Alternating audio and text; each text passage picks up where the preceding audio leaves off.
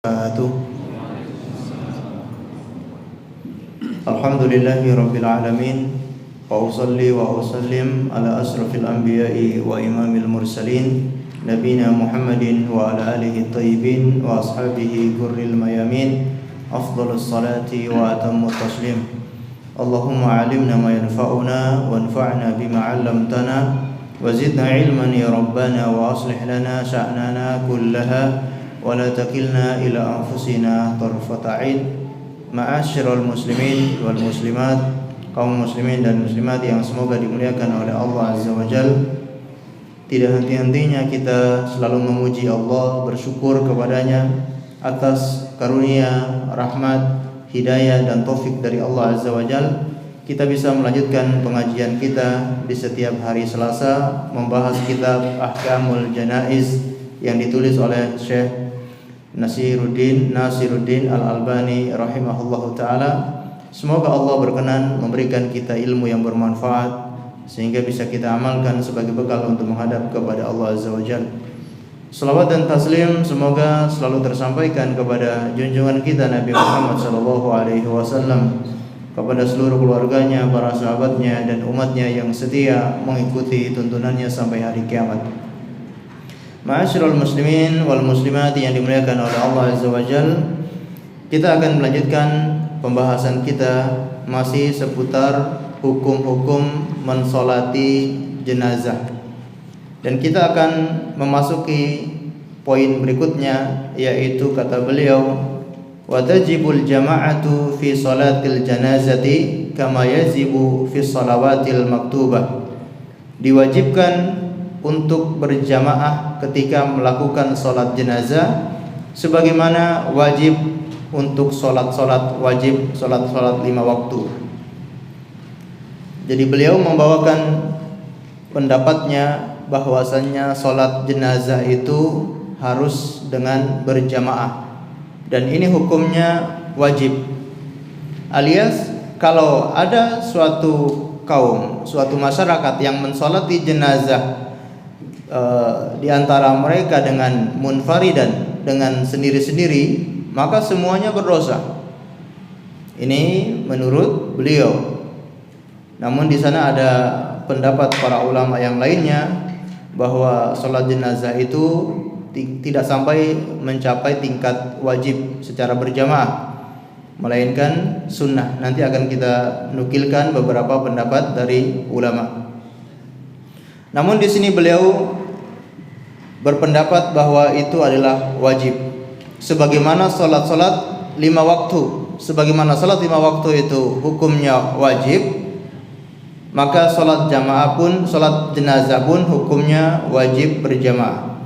Bidalilaini, beliau membawakan 2 dalil. Al-awwal mudawamatun Nabi sallallahu alaihi wasallam 'alaiha, yaitu perbuatan Rasulullah sallallahu alaihi wasallam, beliau sering melakukan secara berjamaah. Tidak dinukilkan beliau mensolati jenazah kaum muslimin itu secara munfaridan, sendiri-sendiri. Bahkan sebaliknya, berbagai macam riwayat menjelaskan bahwa beliau selalu melakukan secara berjamaah. Ini dalil yang pertama. Al-akhar, dalil yang kedua, qauluhu sallallahu alaihi wasallam, sabda beliau, sallu kama ra'aitumuni usalli. Salatlah kalian sebagaimana kalian melihat aku salat. Bagaimana beliau mensolati jenazah? Ya seperti itulah kita dianjurkan untuk mengikuti beliau. Kalau beliau mensolati jenazah secara berjamaah, maka kita pun wajib mengikuti Rasulullah salat jenazah secara berjamaah. Dan beliau mengatakan, wa akhrajal Bukhari, Imam Bukhari mengeluarkan sebuah hadis, yaitu wala yu'akkir ala ma dzakarna salatu sahabati ala nabi sallallahu alaihi wasallam furada lam ya'ummahum ahadun. Dan tidak dipungkiri bahwa ada riwayat yang menjelaskan para sahabat Nabi itu ketika mensolati jenazah Rasulullah itu mereka sholatnya furoda, secara sendiri-sendiri. Kata beliau, ini tidak dipungkiri, memang benar. Meskipun beliau agak meragukan kesohihan hadis tersebut. Ya, tapi beliau mengatakan tidak dipungkiri. Lam ya'umuhum ahadun, tidak ada yang mengimami mereka satupun. Kata beliau, li'annaha qadiyatun khassah. Itu karena peristiwanya, kejadiannya itu berbeda, kejadiannya khusus, berbeda dengan yang lainnya. La yudra wajhuha, yang tidak diketahui alasannya. Fala yajuzu min ajliha an natruka ma wadaba alaihi sallallahu alaihi wasallam tilata hayatihi al-mubarakah.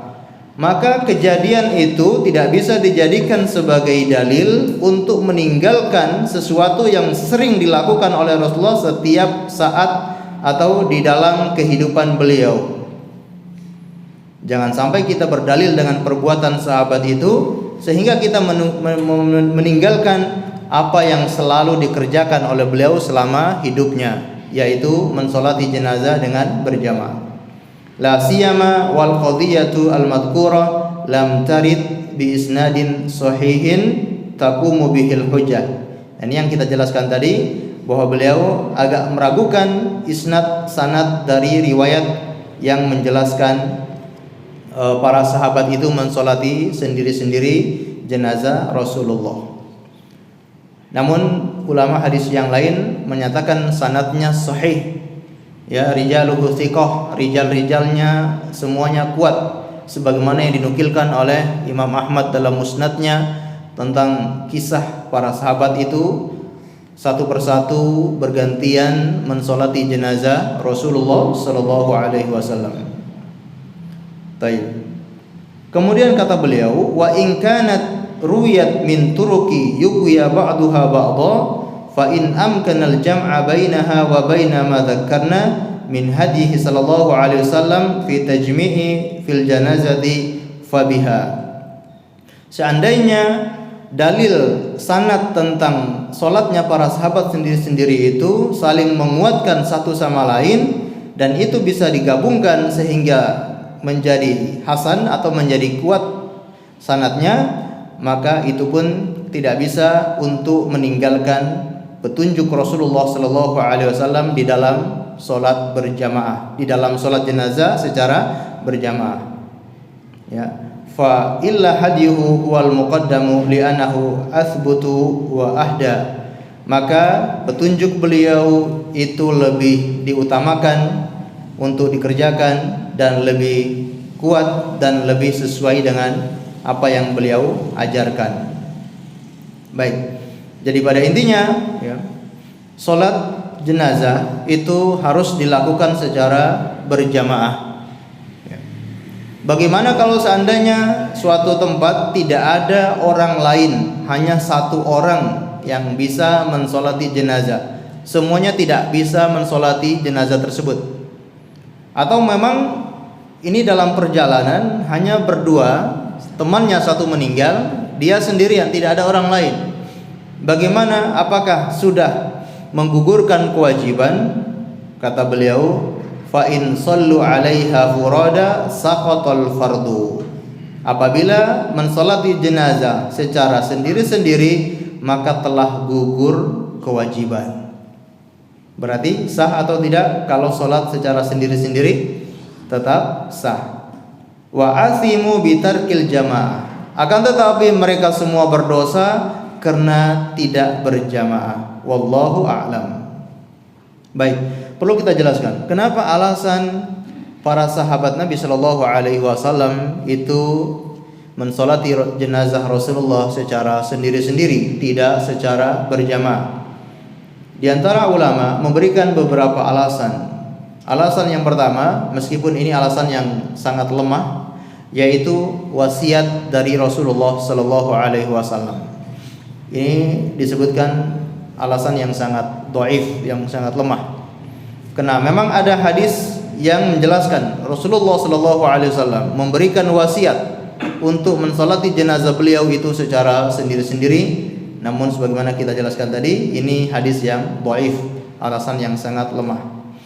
Alasan yang kedua, Karena para sahabat ingin mendapatkan keutamaan, berlomba-lomba mendapatkan keutamaan. Bagaimana tidak di hadapan mereka jenazah Rasulullah sallallahu alaihi wasallam. Mereka tidak ingin keutamaannya direbut oleh imam. Karena yang paling utama adalah yang paling ada di depan. Kalau ada imam yang ada di depan, berarti dialah yang lebih utama, mendapatkan pahala yang lebih besar. Nah, para sahabat itu sangat semangat di dalam berebutan masalah pahala. Mereka sangat semangat merebut pahala. Jadi tidak mau ada yang mengimami mereka, karena mereka sama-sama ingin mendapatkan keutamaan salat secara langsung ke jenazah Rasulullah sallallahu alaihi wasallam. Dan ini sebagaimana yang dinukilkan oleh Imam Asy-Syafi'i rahimahullahu taala dalam kitabnya Al-Um, kata beliau, "Shallan nasu ala Rasulillah sallallahu alaihi wasallam afradan." Para sahabat itu salat jenazah Rasulullah secara sendiri-sendiri, la ya'umuhum ahadun, tidak ada yang mengimami mereka, wa dzalika li'azami amri Rasulillah sallallahu alaihi wasallam. Hal itu karena keagungan Rasulullah sallallahu alaihi wasallam. Wa tanafasuhum fi alla yatanawwal al-imama fi salati alaihi wahidun. Dan mereka saling berlomba, berebut, tidak ada yang bertugas menjadi imam untuk salat mereka, melainkan mereka ingin yang paling terdepan mensolati Rasulullah sallallahu alaihi wasallam. Seandainya kalau ditetapkan satu orang imam, tentunya mereka semua ingin berebut mendapatkan keutamaan. Lalu ditetapkan satu orang imam, tentu mereka akan bisa-bisa bisa-bisa saling dorong-dorongan, bisa-bisa saling bertengkar, ya. Karena saling sama-sama ingin mendapatkan keutamaan. Dan kita tahu tidak boleh itsar di dalam ibadah. Kalau kita mau mendahulukan orang lain, itu dalam masalah duniawi memang dianjurkan, bahkan ini sifat yang terpuji. Mendahulukan orang lain dalam urusan dunia, urusan makan, urusan harta, mendahulukan orang lain, itsar, ini sesuatu yang sangat terpuji. Tapi kalau dalam urusan agama, dalam urusan pahala, dalam urusan akhirat, maka tidak boleh ada itsar dalam masalah tersebut. Baik. Wa yaqulul Imam Ar-Ramli rahimahullah, dan berkata Imam Ar-Ramli ba'da an naqala kalamul Imam Asy-Syafi'i rahimahullah, setelah beliau menukilkan perkataan Imam Asy-Syafi'i, li'annahu lam yakun qad ta'yinu imamun yu'amul qaum, karena pada saat itu tidak atau belum ditentukan seorang imam yang bisa dijadikan sebagai pemimpin kaum, pemimpin mereka. Karena jelas ketika Rasulullah meninggal dunia belum kelihatan dan belum ditetapkan siapa yang menjadi pemimpin mereka. Bagaimana mungkin jenazah Rasulullah masih ada di situ, mereka sudah memilih pemimpin? Tentunya ini kurang beradab kepada Rasulullah sallallahu alaihi wasallam. Falau taqaddama wahidan fi salati la sara muqaddiman fi kulli syai'in. Seandainya satu orang itu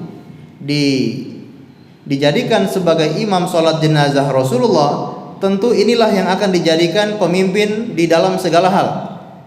Kalau di salat jenazah sudah dikedepankan, sudah dimajukan, sudah dijadikan sebagai pemimpin untuk salat jenazah, tentunya dalam perkara-perkara yang lain pun inilah yang dijadikan sebagai pemimpin. Dan saat itu belum ada, ya. Wa ta'inu lil khilafah, ya. Dan akan ditentukan sebagai penggantinya Rasulullah kalau ada yang dijadikan imam untuk sholat jenazah beliau. Ini alasan yang kedua. Alasan yang ketiga, para sahabat itu berebut, ya, ingin mendapatkan keberkahan tanpa ada orang imam. Mereka berebut ingin mendapatkan keberkahan. Karena siapa yang paling di depan Rasulullah, tentu dialah yang paling mendapatkan keberkahan. Karena Rasulullah itu penuh dengan keberkahan, hayyan wa maitan, hidupnya maupun matinya beliau itu semuanya berkah. Para sahabat ingin ngalap berkah untuk sholat langsung di jasad jenazah Rasulullah sallallahu alaihi wasallam tanpa ada yang mengimami mereka. Hal ini sebagaimana dinukilkan oleh Imam Al-Qurtubi rahimahullahu taala. Kata beliau, "Tanafasus sahaba ridwanullahi alaihim fi tahsilil barakah." Sesungguhnya para sahabat itu berlomba-lomba untuk mendapatkan keberkahan min salati alaihi ala wajhil infirad, untuk mensolati Rasulullah secara sendiri-sendiri. Wal khususiyatu duna ayyakunu tabi'an fihi al-imam, dan mereka ingin mendapatkan keberkahan secara pribadi tanpa harus mengikuti imam. Ya. Mereka tidak mau keberkahannya itu ada perantara. Kalau ada orang imam di depannya, berarti keberkahannya masih perantara seorang imam. Mereka tidak mau, pengen dapat keberkahan secara khusus, secara langsung. Falam yakun ahadun yakbalu ayyatawassatu bainahu wa bainan nabi sallallahu alaihi wasallam, maka tidak ada satupun yang setuju untuk menjadikan perantara antara dirinya dengan Nabi sallallahu alaihi wasallam fi salati, di dalam mensolatinya, linailil ajri wal barakah, untuk mendapatkan pahala dan juga keberkahan. Ini alasan yang ketiga. Alasan yang keempat yaitu pengagungan, ta'zim mereka kepada Rasulullah sallallahu alaihi wasallam. Bagaimana maksud ta'zim para sahabat kepada Rasulullah? Bagaimana mereka tega, jasad Rasulullah masih ada di hadapannya, tapi mereka sudah mencari pengganti dari beliau. Mereka enggak tega mencari pengganti Rasulullah. Kalau ada yang mengimami mereka, berarti otomatis ada yang menggantikan posisi Rasulullah sallallahu alaihi wasallam sebagai imam. Mereka tidak ingin, dan saking ta'zimnya mereka kepada Rasulullah, mereka tidak sanggup menjadikan seorang imam untuk jenazah Rasulullah sallallahu alaihi wasallam. Allahu a'lam bishawab. Ini diantara alasan para sahabat itu kenapa sholatnya sendiri-sendiri. Dan tentunya pada saat itu kondisinya sangat mencekam. Orang semuanya sedih, ya, semuanya bingung. Bahkan tempat yang digunakan untuk sholat jenazah beliau juga sangat terbatas. Kalau dilakukan secara berjamaah, tentunya tidak cukup, tidak muat rumah ibunda Aisyah radhiyallahu taala. Baik. Dan perbuatan para sahabat ini tidak ada yang mengingkari. Ya, semuanya sepakat, tidak ada satupun sahabat yang mengingkari, ya, perbuatan mereka mensolati jenazah Rasulullah secara sendiri-sendiri. Baik. Kemudian kata beliau di sini, ya, wa qala an-Nawawi fil Majmu' Syarhul Muhadzab, berkata Imam An-Nawawi dalam kitabnya Al-Majmu', tajuzu salatul janazati furadi bila khilaf, dibolehkan mensolati jenazah secara sendiri-sendiri bila khilaf, tanpa ada perbedaan. Jadi beliau menukilkan, Imam An-Nawawi mengatakan tidak ada khilaf di antara para ulama bolehnya solat jenazah sendiri-sendiri. Wa sunnatu an tusalliya jama'atan lil ahadits al masyhura fi sahih wa fi dzalika ma'a ijma'il muslimin. Namun sunnah sesuai dengan ajaran Rasulullah sallallahu alaihi wasallam adalah mensolati jenazah dengan jamaah, sebagaimana hadis-hadis yang masyhur di dalam kitab-kitab sahih, wa fi dzalika ma'a ijma'il muslimin, dan yang demikian itu juga dikuatkan dengan ijma' kaum muslimin. Kalau sudah ijma' kaum muslimin, tentunya tidak boleh diselisih. Jadi tidak boleh kita menyelisihi ketika sudah ada ijma' dari kaum muslimin. Kalau dulu para sahabat mensolati Rasulullah sendiri-sendiri, memang kondisinya seperti itu. Tapi setelahnya maka semuanya dilakukan secara berjamaah. Baik. Ini poin yang pertama yang kita bahas pada kesempatan kali ini, yaitu solat jamaah, solat jenazah secara berjamaah. Kemudian poin berikutnya, wa aqallu ma warada fi iniqadi al-jama'ati fiha thalathatun, dan minimal agar salat jamaah itu dianggap, minimal agar salat jamaah di dalam salat jenazah itu dianggap, fiha thalathatun, yaitu harus terdiri dari 3 orang. Kalau kita salat biasa, salat maktubah, salat wajib, minimal salat berjamaah itu 2 orang. Nah, di sini beliau menukilkan kalau salat jenazah minimal jamaah itu 3 orang. Fa fihi hadis Abdullah ibni Abi Talhah. Dalam masalah ini ada hadis dari Abdullah bin Abi Talhah. Anna Aba Talhata da'a Rasulullah sallallahu alaihi wasallam ila Umair ibni Abi Talha hina tufiya.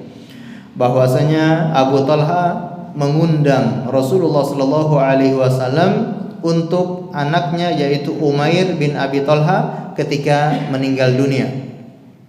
Fa'atahu Rasulullah sallallahu alaihi wasallam fa shalla alaihi fi manzilihim.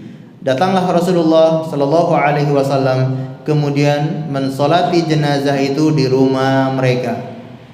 Fataqaddama Rasulullah sallallahu alaihi wasallam wa kana Abu Talhata wara'ahu wa Ummu Sulaim wara'a Abi Talha. Dan Rasulullah bertugas sebagai imam dan Abu Talha berdiri di belakang Rasulullah sebagai makmum, wa Ummu Sulaim, dan Ummu Sulaim istrinya Abu Talha berdiri di belakang Abu Talha. Walam yakun ma'ahum ghairuhum, dan tidak ada orang lain selain mereka bertiga. Nah, ini yang beliau bawakan hadis bahwa salat jenazah bisa dianggap sebagai berjamaah kalau terdiri dari 3 orang. Dan posisinya sebagaimana yang dijelaskan dalam hadis ini, imam berada di depan, kemudian makmum bukan di samping imam. Kalau salat wajib, makmum berada di samping imam, ya, di samping kiri atau kanan? Di samping kanan, ya. Makmum berada di samping kanan imam. Tapi kalau salat jenazah, makmum berada di belakang imam. Sedangkan shaf perempuan yaitu berada di belakang shaf laki-laki. Baik. Berikutnya, ya. Poin berikutnya, wa kullama kathral jam'u kana afdhalu lil mayyit wa anfa'. Tiap kali semakin banyak jamaah, semakin banyak orang yang mensolati, itu lebih afdol, lebih utama bagi si mayit dan lebih bermanfaat. Masya Allah, ya, kalau semakin banyak orang yang mensolati jenazah itu bertanda, ya, orang itu punya kebaikan, bertanda dia akan mendapatkan kebaikan yang besar. Ya, ini kita katakan sebagai tanda. Kita tidak mentakyin atau memastikan, tapi semakin banyak jamaah yang mensolati itu semakin baik. Kita lihat para ulama itu yang menghadiri jenazahnya, yang ikut mensolati ratusan bahkan ribuan. Ya. Imam Ibnu Qayyim, Imam Ibnu Taimiyah dan yang lainnya, atau abad-abad kita ini, Syekh bin Baz, Syekh Ibnu Utsaimin, atau Syekh Al-Ayyub, mantan Imam Masjid Nabawi, waktu kita menyaksikan jenazahnya beliau yang mengantarkan ke kuburannya, Masya Allah, penuh, ya, Masjid Nabawi pelataran. Atau yang baru-baru kemarin, ya, Ustadz kita Syekh Yazid bin Abdul Qadir Jawas, Masya Allah, ya, yang menghadiri pemakaman beliau, yang ikut mensolati masjid, ya, penuh. Masya Allah, ini bertanda kebaikan. Semakin banyak yang mensolati, maka itu semakin bermanfaat untuk si mayit. Liqaulihi sallallahu alaihi wasallam, sebagaimana perkataan Nabi sallallahu alaihi wasallam, ma min mayyitin tusalli alaihi ummatun minal muslimina yablughuna mi'atan kulluhum yashfa'una lahu illa syuffi'u fihi. Tidaklah dari satu umat, ya, dari kaum muslimin, umatnya Rasulullah sallallahu alaihi wasallam, yang ikut mensolati jenazah, yablughuna mi'atan, mencapai 100 orang, maka kulluhum yashfa'una, mereka semua akan dapat memberikan syafaat bagi si mayit, illa syufi'u lahu, kecuali mereka akan memberikan syafaat. Masya Allah, ya, kalau disolati lebih dari atau bahkan di atas 100 orang, maka akan mendapatkan syafaat. Ya. Taib. Dan ini tanpa terkecuali. Apakah yang ikut mensolati itu dia orang yang ahli maksiat, atau orang yang bertakwa, atau bahkan dia orang yang pernah berbuat syirik, atau dia orang yang bertauhid atau tidak bertauhid, ini umum. Yang penting dari kaum muslimin, siapapun orangnya, laki-laki maupun perempuan yang ikut mensolati mencapai 100, maka akan mendapatkan syafaat. Masya Allah. Kemudian nanti akan dijelaskan, ya, khusus bagi orang yang bertauhid, maka nominalnya atau batasannya disebutkan yaitu 40 orang yang bertauhid. Ini maksudnya kalau yang mensolati itu kurang dari 100, dia juga berkesempatan mendapatkan syafaat. Kalau yang mensolati itu kurang dari 100, punya kesempatan untuk mendapatkan syafaat, kecuali syaratnya yang mensolati itu mereka orang-orang yang bertauhid, tidak menyekutukan Allah Azza wa Jalla. Sebagaimana hadis yang dijelaskan oleh beliau di sini, waqad yughfaru lil mayit walau kana al-'adadu aqall min mi'ah. Dan terkadang akan diampuni dosa-dosa si mayit meskipun jumlah yang mensolati itu kurang dari 100. Idza kanu muslimina, jika mereka semua itu orang-orang muslim, lam yukhalitu tauhidahum, yang tauhid mereka tidak bercampur syai'un minasyirik, sesuatu dari kesyirikan. Orang yang betul-betul bertauhid tidak berbuat kesyirikan. Liqaulihi sallallahu alaihi wasallam, sebagaimana sabda Rasulullah sallallahu alaihi wasallam, ma min rajulin muslimin yamutu, ya, siapapun dari seseorang muslim yang meninggal dunia, wa yaqumu ala janazatihi arba'una rajulan, dan yang mensolatinya itu adalah 40 orang, la yusyrikuna billahi syai'a, mereka semua tidak berbuat syirik kepada Allah Azza wa Jal, illa syafa'ahumullahu fihi, melainkan Allah akan memberikan syafaat, ya, kepadanya, ya, Allah akan menghapuskan dosa-dosanya, Allah akan berikan syafaat kepadanya, ya. Masya Allah, ya. Ini khusus bagi orang yang bertauhid. Jadi boleh misalkan kita berwasiat, misalkan meninggal dunia nanti disolati di masjid fulan, di masjid ini, karena kita tahu di masjid ini jamaahnya itu rata-rata mereka sudah mengenal sunnah, rata-rata mereka sudah mengaji dan tidak berbuat kesyirikan, orang-orang yang bertauhid. Insya Allah kalau jamaahnya yang mensolati itu 40 orang, insya Allah Allah akan berikan syafaat, ya, kepada orang ini. Allah akan menolongnya di hari kiamat, ya. Baik. Maka nanti akan kita jelaskan juga bagaimana sebagian sahabat itu sampai mereka berwasiat, yang mengimami mereka itu siapa, ya. Sampai memberi wasiat seperti itu. Jadi mereka menentukan orang-orang yang akan mengimami mereka. Kita pun boleh berwasiat siapa yang akan mengimami kita, atau kita ini nanti disolatkan di mana. Dan kalau itu tidak memberatkan ahli mayit, tidak memberatkan keluarga, ya, tidak memberatkan keluarga, silakan, ya. Misalkan masjid yang di tempat tersebut itu tidak terlalu jauh, bisa mudah dijangkau, maka bisa diwasiatkan. Atau diwasiatkan solatnya itu di waktu-waktu yang mendekati waktu solat, atau setelah solat-solat wajib.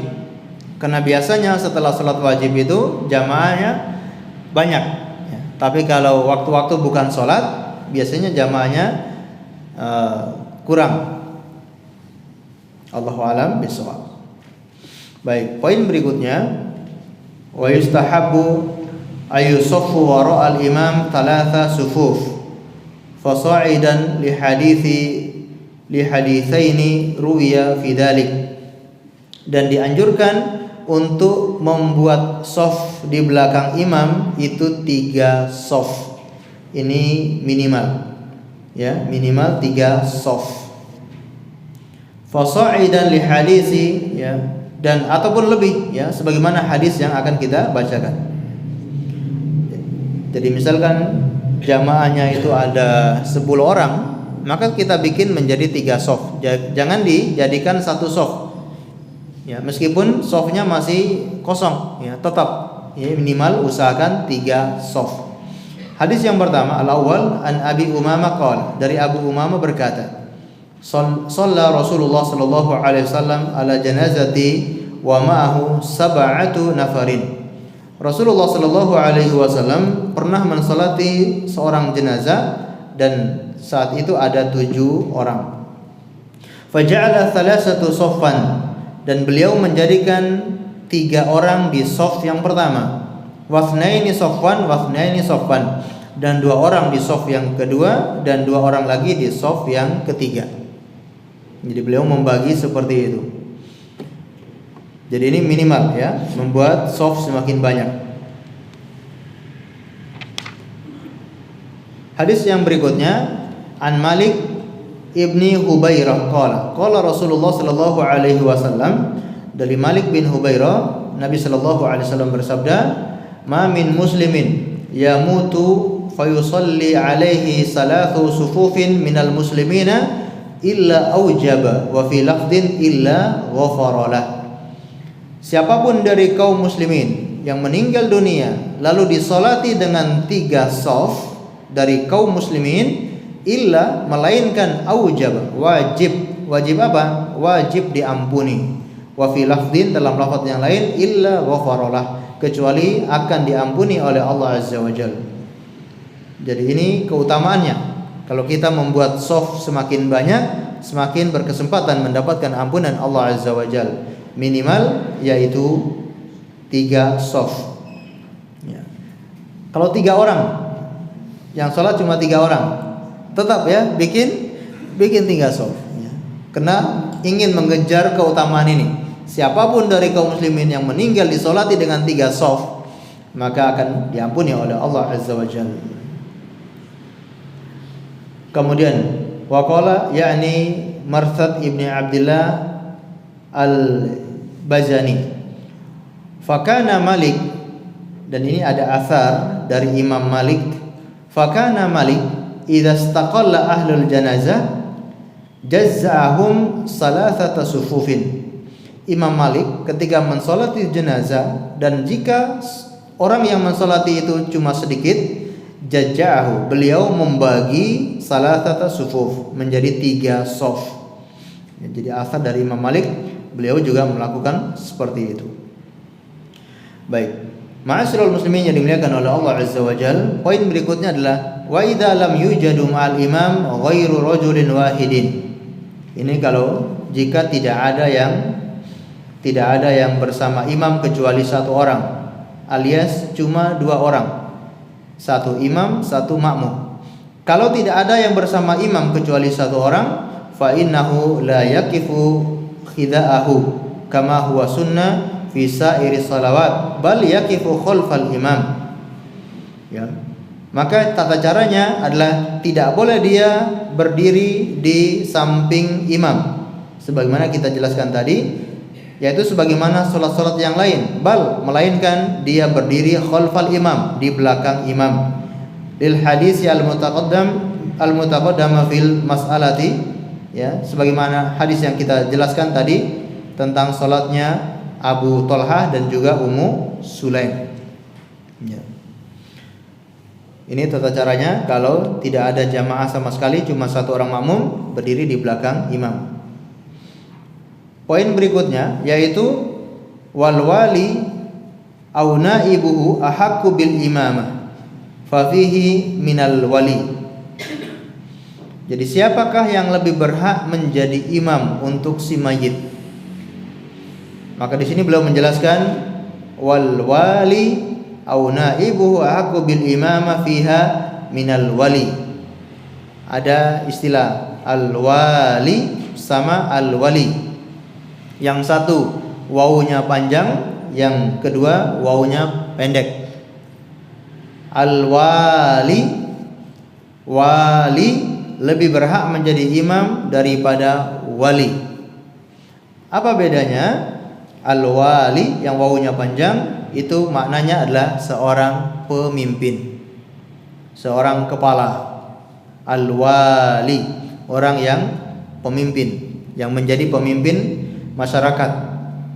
Maka dia yang lebih berhak menjadi imam daripada wali, yaitu keluarga mayit. Lah pemimpinnya nggak bisa sholat, nggak bisa ngimam. Baik, ini berbicara kalau pemimpinnya pemimpin yang tahu agama, pemimpin yang faham, pemimpin yang bisa memimpin kaum muslimin, tidak hanya memimpin lembaga, tapi dia juga memimpin dalam masalah ibadah. Nah, ini yang kita impikan. Pemimpin yang memimpin kita itulah orang-orang yang faham agama, yang mengerti hukum-hukum Allah, dan dia menerapkan hukum-hukum tersebut. Ya, ini yang kita dambakan. Nah, kalau ada pemimpin yang seperti itu, dialah yang lebih berhak untuk menjadi imam bagi jenazah daripada keluarga mayit. Baik, li hadithi Abi Hazim, sebagaimana hadis dari Abi Hazim berkata, "Inni la syahidun yauma matal Hasan ibni Ali." Saya pernah menghadiri wafatnya Hasan bin Ali radhiyallahu anhu, cucunya Rasulullah, ya. Hasan bin Ali. Ketika meninggal Hasan bin Ali, fara'aitul Husain ibni Ali yaqul li Sa'id ibn al-As.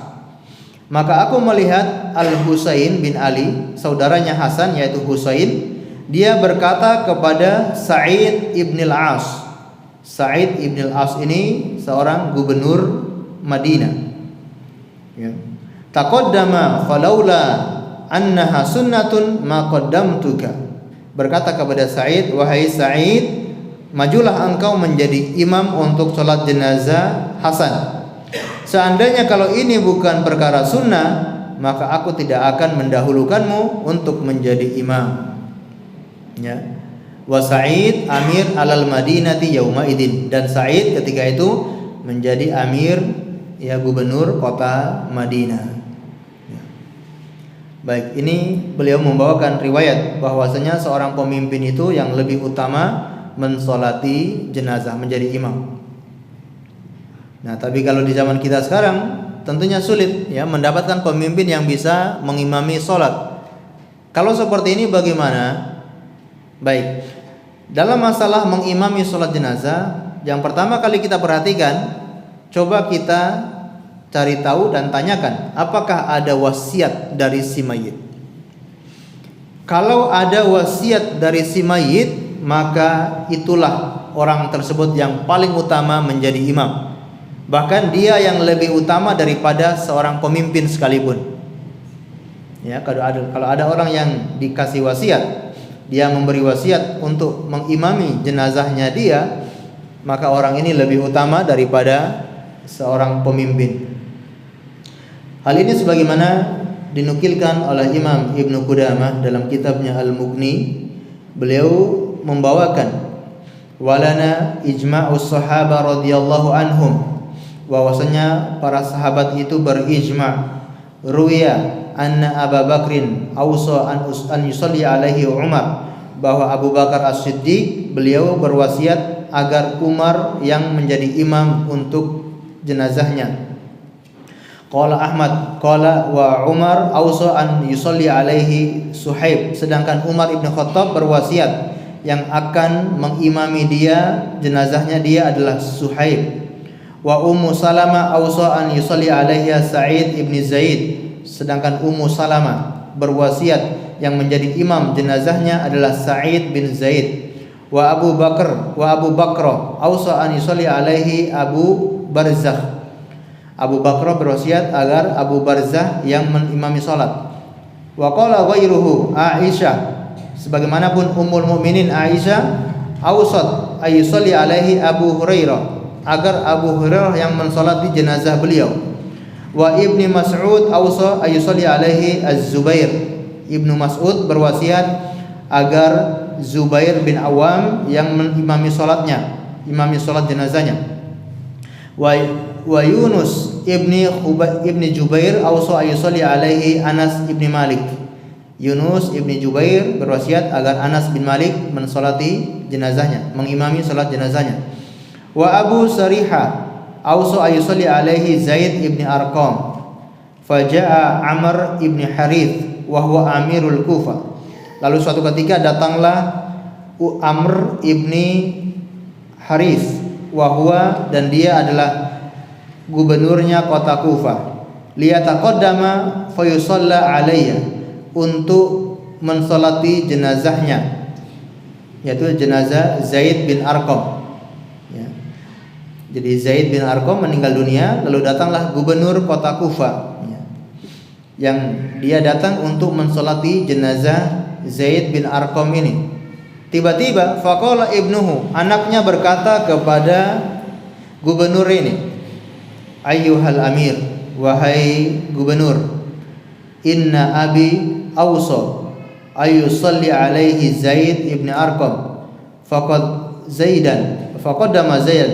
Mohon maaf, ini yang meninggal bukan Zaid, ya, ada seorang yang tidak disebutkan. Lalu anaknya berkata, sesungguhnya ayahku dia berwasiat yang menjadi imam jenazahnya adalah Zaid ibn Arqam. Faqaddima Zaid, maka gubernur ini mendahulukan Zaid. Fahadhihi qadaya intasarat falam yadhar mukhalifan, dan perkara seperti ini sudah tersebar dilakukan di kalangan kaum muslimin dan tidak ada yang menyelisihi, alias ini adalah ijma', ya, ini adalah ijma' dari kaum muslimin. Kalau ada yang memberi wasiat, maka dialah yang lebih utama untuk menjadi imam. Baik. Kemudian kalau si mayit ini tidak memberikan wasiat, kemudian pemimpin setempat, apakah kepala desanya, pak lurahnya, atau pak camat, atau pak bupati, wali kota, ternyata tidak ada yang bisa menjadi imam untuk sholat jenazah ini, maka siapa yang harus didahulukan? Sebagaimana dinukilkan oleh Syekh bin Baz dan juga Syekh Utsaimin, yang lebih utama adalah seorang imam tetap di sebuah masjid. Kalau ada disolatkan di sebuah masjid dan di masjid ini ada imam tetap di masjid tersebut, maka yang lebih utama menjadi imam jenazah imam tetap di masjid tersebut. Ini kita bacakan, waqala Ibni Baz, imamul masjid aula bis salati alal janazah. Imam masjid itu lebih utama menjadi imam salat jenazah minas syakhs al musilahu, bahkan dia yang berhak untuk menjadi imam daripada orang yang diwasiatkan kalau salatnya betul-betul di masjid tersebut, ya. Ini menurut Syekh bin Baz, kalau salatnya di masjid tersebut, orang yang diwasiatkan pun yang lebih utama adalah imam tetap tersebut, ya. Liqaulin Nabi sallallahu alaihi wasallam, karena sabda Nabi sallallahu alaihi wasallam, la yu'ammanu rajulur rajula fi sultanihi. Tidak boleh ada seseorang yang menjadi imam, ya, untuk orang lain di tempat tinggal orang tersebut. Tidak boleh ada orang lain yang menjadi imam untuk orang itu di tempatnya atau di sultan, kekuasaannya. Masjid ini, ya, kekuasaannya siapa? Imam, ya, yang menjadi imam tetap inilah yang berhak menjadi imam, ya. Begitupun kalau kita datang bertamu ke rumah saudara kita, lalu datang sholat berjamaah sedangkan masjid itu jauh, kita ingin sholat berjamaah di rumah saudara kita, yang menjadi imam adalah ahli bait yang punya rumah itu, ya. Kecuali kalau nanti dipersilakan, itu berbeda lagi, ya. Baik. Nah, begitupun pendapat waqala Ibnu Utsaimin, berkata Syekh Shalih Ibnu Utsaimin, inna sholli alaihi fil masjid fal imam aula, a'ni imamul masjid. Adapun ketika disolatkan di sebuah masjid, maka imam tetap di masjid tersebut lebih berhak menjadi imam.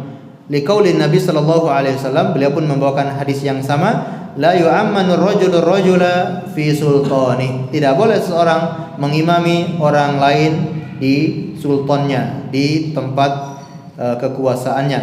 Wa imamul masjid sultanun fi masjidihi. Sedangkan imam tetap di masjid, dialah penguasa sultan di masjid tersebut. Fa aulan nasu bihi, maka dialah manusia yang paling utama untuk mensolati. Ya. Baik.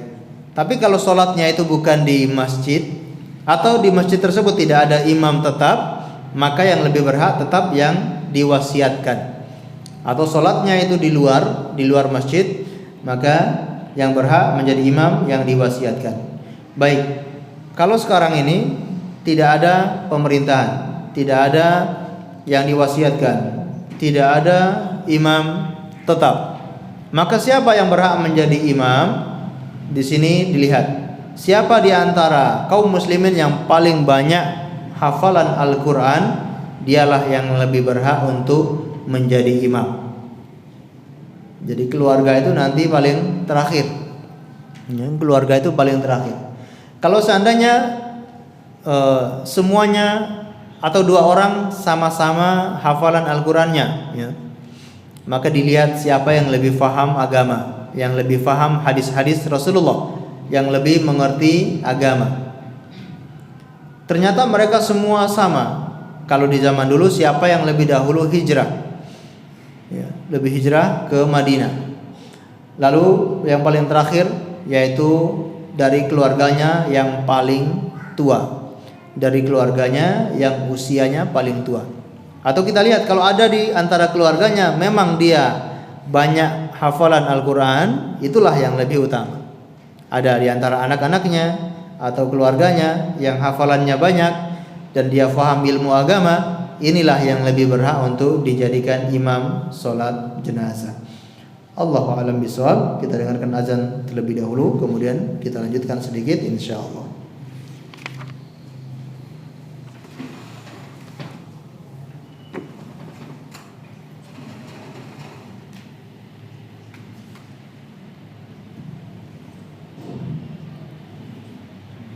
Allahu Akbar, Allahu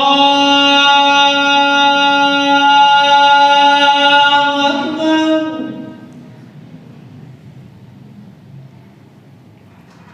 Allahu Akbar, Allahu Akbar.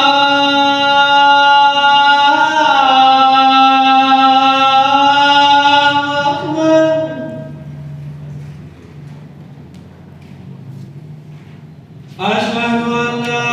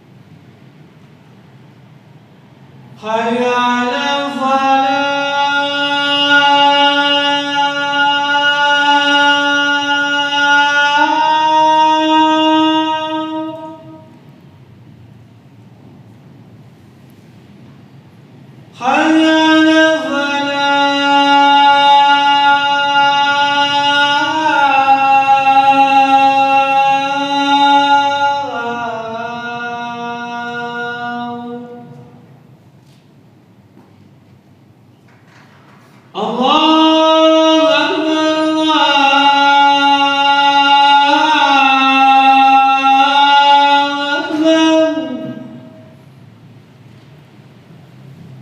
La ilaha illallah.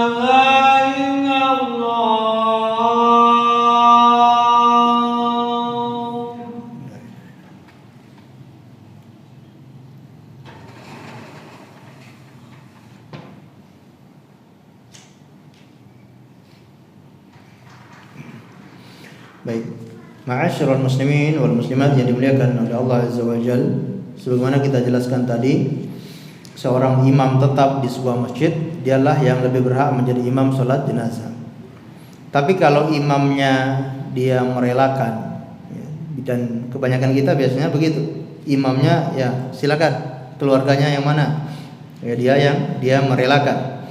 Tapi kalau seandainya imamnya nggak mau, saya nggak mau, nggak ada orang yang boleh mengimami jenazah kecuali saya. Contoh ya, lah itu dia punya hak, ya nggak boleh lah kamu ini gimana. Tapi dia punya hak untuk menjadi imam. Tapi kalau kebanyakan di masyarakat kita, seorang imam itu biasanya dia merelakan untuk keluarga si mayit. Ya.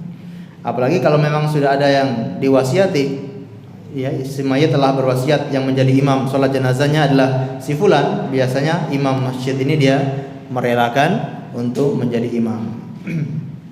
Baik. Dan kita sempat menyinggung yaitu kalau semua ini tidak ada, ini poin berikutnya kata beliau, fa illam yahdurul wali wa naibuhu. Kalau seorang walil amr, pemerintah itu tidak ada atau perwakilan dari pemerintah juga tidak ada, fal ahaqqu bil imama aqra'uhum li kitabillah. Maka yang lebih berhak menjadi imam salat jenazah adalah yang lebih faham, yang lebih hafal, lebih bagus bacaannya dari kitab Allah. Tsumma alat tartib, kemudian baru secara urutan, alladzi warada dzikruhu fi qaulihi sallallahu alaihi wasallam, sebagaimana dalam sabda beliau, ya ummul qaum aqra'uhum likitabillah, yang berhak menjadi imam suatu kaum adalah yang paling hafal kitab Allah. Fa in kanu fil qiraati sawa, kalau di dalam bacaan mereka sama, fa'alamuhum bisunnah, yang lebih faham sunnah. Wa in kanu fi sunnati sawa fa'aqdimuhum hijrah, kalau masalah sunnah mereka juga sama, maka yang lebih dahulu berhijrah. Fa in kanu fil hijrah sawa, jika hijrahnya itu sama, fa'aqdimuhum silman, yang lebih dahulu masuk Islam, atau dalam beberapa riwayat yang lebih usianya yang lebih tua. Nah, dalam masalah ini yang lebih diutamakan adalah yang paling banyak hafalan Quran. Bagaimana kalau ternyata yang paling banyak hafalan itu anak kecil? Bahkan ini anak belum balik. Anak ini belum balik, tapi sudah mumayyiz. Sudah bisa membedakan yang baik dan yang buruk. Disuruh beli apa ya dia ingat, ya disuruh beli apa dia paham. Belinya apa dia langsung beli yang sesuai yang dipesan. Ini namanya mumayyiz. Disuruh beli gula ya dia beli gula, disuruh beli terigu beli terigu. Kalau disuruh beli gula beli terigu berarti belum mumayyiz. Ya, anaknya sudah mumayyiz. Ini rata-rata kelas 4, 5 itu sudah mumayyiz ya. Nah, ternyata anak ini sudah mumayyiz dan punya banyak hafalan Al-Qur'an, itu pun lebih didahulukan untuk menjadi imam salat jenazah. Kebanyakan kita kan keliru ya. Yang penting yang paling tua, padahal yang paling tua ini posisinya paling terakhir ya. Enggak peduli apakah bacaannya bagus atau tidak, hafalannya banyak atau tidak, yang penting usianya tua, dia yang paling di depan. Ini keliru. Yang paling banyak menghafal Al-Qur'an. Ini sebagaimana hadis ya dari Amr ibni Salamah. Dia berkata, annahum yakni qaumahu, bahwasanya kaumnya dia wafadu ala Nabi sallallahu alaihi wasallam falamma aradu ayyan sharif, mereka pernah ya datang kepada Rasulullah sallallahu alaihi wasallam. Ketika mereka ingin pulang, mereka bertanya, ya Rasulullah, man ya ummuna, siapa yang menjadi imam kami? Qala aktsarukum jam'an lil Qur'an, yang paling banyak menghafal Al-Qur'an. au akhdan lil Quran, atau yang paling banyak mengambil Al-Quran. Falam yakun ahadun minal qaumi jam'an ya ma jama'tu, maka tidak ada di antara kaum saya yang paling banyak menghafal Al-Quran kecuali saya. Faqaddamuni wa ana gulam, maka mereka menjadikan saya sebagai imam dan saya saat itu masih gulam, masih anak kecil. Ya, masih menjadi anak kecil, masih anak kecil. Wa alayya samlatun li, dan aku yang masih menempel kain kecil di badan saya. Qala fama syahidtu majma'an min jarmin illa kuntu imamahum, tidaklah aku hadir di perkumpulan Jarmin, kaumnya mereka, kecuali aku yang menjadi imam mereka. Wa kuntu usolli alal janaizihim ila yaumina hadza, dan aku pun menjadi imam untuk sholat jenazah mereka sampai hari ini. Nah, ini dalil ya, asalkan dia punya bacaan Al-Quran yang banyak, walaupun usianya masih gulam, usianya masih anak kecil, tetap dialah yang lebih didahulukan untuk menjadi imam sholat jenazah. Allahu a'lam bishawab. Mungkin cukup sekian yang bisa kita sampaikan pada kesempatan kali ini. Semoga bermanfaat untuk kita semuanya. Ada pertanyaan atau tidak? Ada.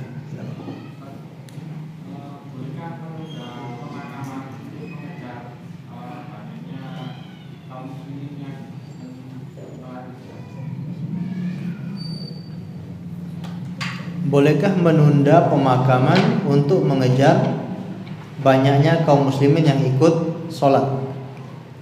Baik, kalau penundaan itu tidak terlalu lama, maka tidak masalah. Tapi kalau penundaannya terlalu lama, sampai apalagi mohon maaf, ini jenazahnya sudah tidak tidak uzur lagi.